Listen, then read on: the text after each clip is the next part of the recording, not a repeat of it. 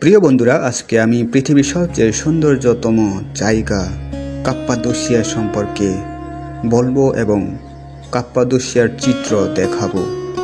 তাহলে বন্ধুরা, ভিডিও শেষ পর্যন্ত দেখুন এবং চ্যানেলটিকে সাবস্ক্রাইব করে পাশে থাকুন। কাপ্পাদোসিয়া তুরস্কের মধ্যাঞ্চলে অবস্থিত একটি ঐতিহাসিক ও প্রাকৃতিকভাবে বিস্ময়কর অঞ্চল। এটি মূলত তার অদ্ভুত আকৃতির ভূ-প্রাকৃতিক গঠন, প্রাচীন গুহাবাস, ভূগর্ভস্থ শহর এবং গরম বেলুন রাইডের জন্য বিখ্যাত। কাপ্পাদোসিয়ায় সবচেয়ে উল্লেখযোগ্য বৈশিষ্ট্য হল এর ফেরি চিমনি নামক পাথরের খুঁটি বা স্তম্ভ। হাজার হাজার বছর ধরে আগ্নেয়গিরি, ছাই, বৃষ্টি ও বাতাসের কারণে এই অদ্ভুত আকৃতির পাথরগুলো তৈরি হয়েছে। এখানে মানুষ শত শত বছর ধরে গুহার মধ্যে বাস করত। এই গুহাগুলোকে ঘর, গির্জা, এমনকি পুরো শহরের পরিণত করা হয়েছে।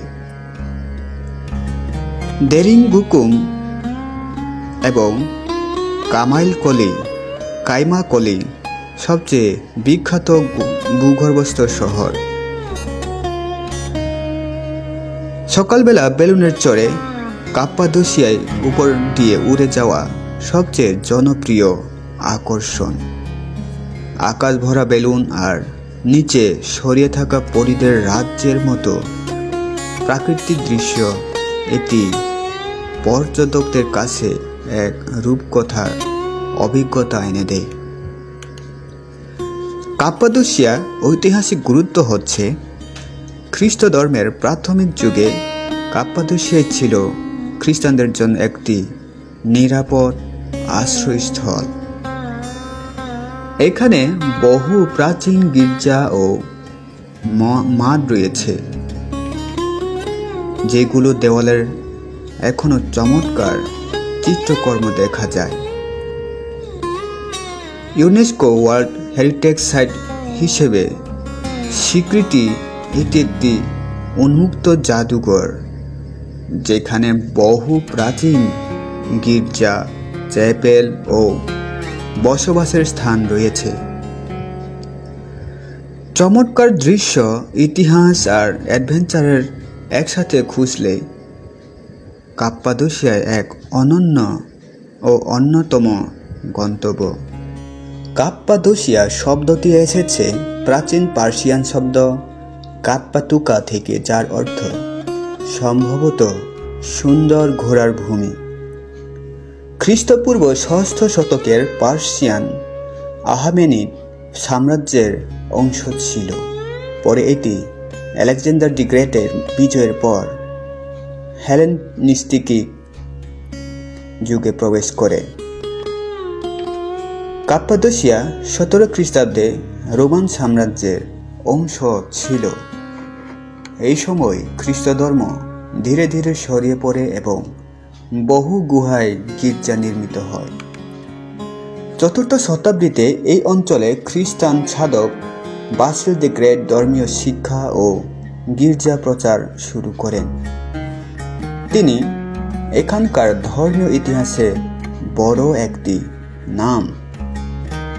খ্রিস্ট ধর্ম যখন রোমে নিষিদ্ধ ছিল, তখন কাপ্পাদোসিয়ায় গুহায় ও ভূগর্ভস্থে শহরগুলো আশ্রয় হিসাবে ব্যবহৃত হতো।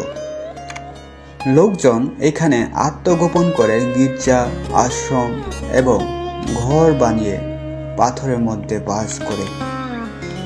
১১ শতকে সেলজুক তুর্কিরা এই অঞ্চল দখল করে। এরপর এটি উসমানীয় সাম্রাজ্যের অধীনে আছে। বিভিন্ন সময় মুসলিম ও খ্রিস্টানদের সহাবস্থান দেখা গেছে এই অঞ্চলে। বর্তমানে কাপ্পাদোসিয়া তুরস্কের নেভশehir প্রদেশের অন্তর্গত। এটি এখন একটি জনপ্রিয় পর্যটন এলাকা, বিশেষ করে গরম বেলুন রাইড, গুহা হোটেল ও ঐতিহাসিক দর্শনীয় স্থানগুলোর জন্য বিখ্যাত। এখন আমরা জানব বাংলাদেশ থেকে কাপ্পাদোসিয়া ভ্রমণ করার জন্য আমাদের কীরকম খরচ বা হোটেলের খরচ কত টাকা আসতে পারে বা বিমানের ভাড়া কত টাকা আসতে পারে সেগুলি আমরা জানব। ঢাকা থেকে ইস্তাম্বুল আমাদেরকে যেতে হবে, তার জন্য 70,000 থেকে 90,000 টাকা বিমান ভাড়া লাগতে পারে এবং ইস্তাম্বুল থেকে কাপ্পাদোসিয়া যেতে 8,000 থেকে 12,000 টাকা বিমান ভাড়া লাগতে পারে। অর্থাৎ আনুমানিক আপনার খরচ 78,000 থেকে 1,02,000 টাকা মতো আসতে পারে। কাপ্পাদোসিয়ায় বিভিন্ন ধরনের হোটেল পাওয়া যায়, যার মধ্যে গুহা হোটেল বিশেষভাবে জনপ্রিয়। গুহা হোটেল প্রতি রাত 5,000 থেকে 15,000 টাকা ভাড়া। তারপরে বাজেট হোটেল বা বিভিন্ন হোস্টেলে যদি আপনি থাকতে চান তাহলে প্রতি রাত 2,000 থেকে 5,000 টাকা আপনাকে গুনতে হবে। 4 রাতের জন্য আনুমানিক আপনার 8,000 থেকে 60,000 টাকা খরচ আসতে পারে। কাপ্পাদোসিয়ায় হট এয়ার বেলুন রাইড সবচেয়ে বিশ্ববিখ্যাত। এই বেলুন রাইডটি প্রায় মানুষেরাই তারা ব্যবহার করে থাকে এবং তারা কাপ্পাদোসিয়া শহরটাকে দেখার জন্য তারা সেটি ব্যবহার করে এবং এই বেলুনটি অনেক গরম, অর্থাৎ আগুন জ্বলতে থাকে। তারপর এই বেলুনে বসে আপনি পুরো কাপ্পাদোসিয়া শহরটি আপনি দেখতে পাবেন।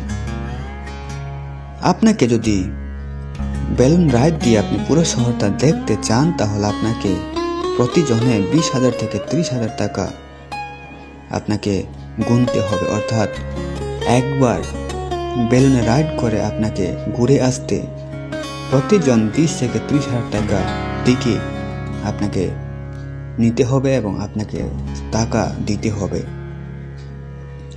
এবং খাবার এবং অন্যান্য খরচ যদি আমরা দেখি, খাবার প্রতিদিন প্রায় 1500 থেকে 3,000 টাকা খরচ আপনার আসতে পারে এবং স্থানীয় পরিবহন এবং ট্যুর ব্যবহার করলে আপনার হয়তো 1,000 থেকে 2,000 টাকা আপনাকে গুনতে হবে আপনার দৈনিক খরচের জন্য। তারপরে যদি আমরা খরচের ধরন 4 রাতের জন্য দেখি তাহলে যাতায়াত আপনার 78 থেকে 1,02,000, তারপর আবাসন প্রতি রাত অর্থাৎ 4 রাতের জন্য 8 থেকে 60,000 টাকা এবং বেলুন রাইডের জন্য আপনাকে 20 থেকে 30,000 টাকা খরচ করতে হবে। কাপ্পাদোসিয়া শহরের আয়তন হচ্ছে মোট 5,467 বর্গ কিলোমিটার। এই অঞ্চলটি নেভশehir, কায়সেরি, আক্কারাই এবং নিগদে প্রদেশের অংশবিশেষ নিয়ে গঠিত। এই বিস্তৃত এলাকা বিভিন্ন শহর ও গ্রাম রয়েছে, যেমন উরগুপ, গৌরেমে, উসহিসার, আভানুস ইত্যাদি, যা পর্যটকদের জন্য আকর্ষণীয় গন্তব্য। কাপ্পাদোসিয়ায় বেশ কয়েকটি ভূগর্ভ শহর রয়েছে, যেমন দেরিনকুয়ু, কাইমাকলি, যা বহু স্তরে বিস্তৃত এবং হাজার হাজার মানুষকে আশ্রয় দিতে সক্ষম। এই অঞ্চলে শতাধিক গুহা, গির্জা ও মঠ রয়েছে, যেগুলি বাইজেন্টাইন যুগে খ্রিস্টানদের দ্বারা নির্মিত হয়েছিল। অনেক গুহা বর্তমানে বাসস্থান বা হোটেল হিসাবে ব্যবহৃত হচ্ছে, যা পর্যটকদের জন্য বিশেষ আকর্ষণ। গৌরেমে ওপেন এয়ার মিউজিয়াম বলে এক জাদুঘর রয়েছে। এই জাদুঘরে বহু গুহা, গির্জা ও মঠ রয়েছে, যা ইউনেস্কো বিশ্ব ঐতিহ্যবাহী স্থান হিসাবে স্বীকৃত। এখানে জেলভে উপত্যকা নামে বহু প্রত্যন্ত গুহা বসতি রয়েছে, যা পর্যটকদের জন্য উন্মুক্ত। এই এলাকাগুলোতে গুহা, হোটেল ও বাসস্থান প্রচুর পরিমাণে দেখা যায়। যদিও কাপ্পাদোসিয়া গুহার সঠিক সংখ্যা নির্ধারণ করার কঠিন, তবে এটি নিশ্চিত যে এই অঞ্চলে হাজার হাজার গুহা রয়েছে, যা ইতিহাস, সংস্কৃতি এবং প্রাকৃতিক সৌন্দর্যের এক অনন্য সংমিশ্রণ। এই গুহাগুলো প্রাচীন সভ্যতার নিদর্শন বহন করে এবং আজও পর্যটকদের মুগ্ধ করে। আপনি যদি কাপ্পাদোসিয়া নির্দিষ্ট গুহা বা এলাকাগুলো সম্পর্কে যদি আপনি ঘুরতে চান তাহলে আপনি সেখানে ভ্রমণ করতে পারেন। কাপ্পাদোসিয়া গুহাগুলো মূলত নরম আগ্নেয় শিলা খোদাই করে তৈরি করা রয়েছে, যা প্রাচীনকালে শত্রুদের আক্রমণ থেকে রক্ষা পাওয়ার জন্য আশ্রয়স্থল হিসেবে ব্যবহৃত হতো। এই গুহাগুলো অনেকগুলো এখনও পর্যটকদের জন্য উন্মুক্ত নয়, তবে উল্লেখযোগ্য কিছু গুহা ভূগর্ভস্থ বা শহর পর্যটকদের জন্য খোলা রয়েছে।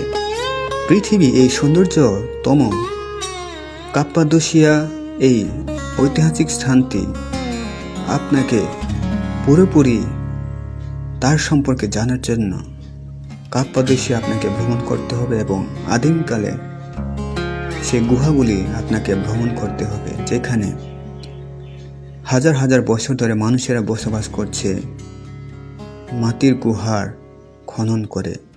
বিশেষ করে প্রাচীন খ্রিস্টানদের একটি আশ্রয়স্থল হিসেবে প্রাচীন খ্রিস্টানরা সেখানে অনেক গির্জা এবং মঠ তৈরি করে তারা এখানে বাস করেছে।